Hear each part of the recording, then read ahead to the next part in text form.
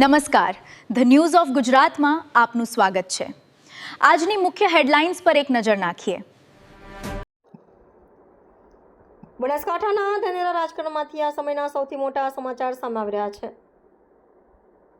ધાનેરા નગરપાલિકાના આગામી 2 વર્ષ માટેના પ્રમુખ અને ઉપપ્રમુખની સત્તાવાર જાહેરાત કરી દેવામાં આવી છે।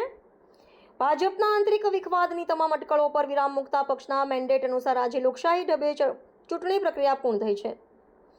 મળતી વિગત અનુસાર ધાનેરા નગરપાલિકામાં આગામી 2 વર્ષના સમયગાળા માટે પ્રમુખ તરીકે ઈશ્વરભાઈ સોનાભાઈ પટેલ અને ઉપપ્રમુખ તરીકે પહાડસિંહ માનાભાઈ રાજપૂતના નામો પર મહોર મારવામાં આવી છે।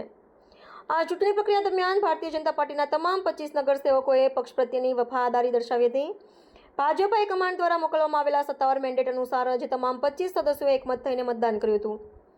નવનિયુક્ત પ્રમુખ ઈશ્વરભાઈ પટેલ અને ઉપપ્રમુખ પહાડસિંહ રાજપૂતની વરણી થતાં જ તેમના સમર્થકો અને ભાજપના કાર્યકરોમાં ભારે ખુશીનો માહોલ જોવા મળી રહ્યો છે। એકબીજાને મોં મીઠા કરાવીને આ જીતને વધાવી લેવામાં આવી હતી। સ્થાનિક આગેવાનોએ આશા વ્યક્ત કરી છે કે નવી ટીમ આવનારા સમયમાં ધાનેરા શિહોરના વિકાસના કામોને વધુ ગતિ આપશે। નવા વરાયેલા પ્રમુખ અને ઉપપ્રમુખ સામે ધાનેરા શહેરના પ્રાથમિક રસ્તા, પાણી, રસ્તા અને સફાઈ જેવા પ્રાથમિક પ્રશ્નોનો ઝડપી નિકાલ લાવવાનો મુખ્ય પડકાર રહેશે। હવે જોવાનું એ રહેશે કે આ નવી બોડી આગામી 2 વર્ષમાં ધાનેરાની જનતાની અપેક્ષાઓ પર કેટલી ખરી ઉતરે છે। ધાનેરા અને બનાસકાંઠાના પળેપળના સચોટ સમાચાર જોવા માટે જોડાયેલા રહો ધ ન્યૂઝ ઓફ ગુજરાત સાથે।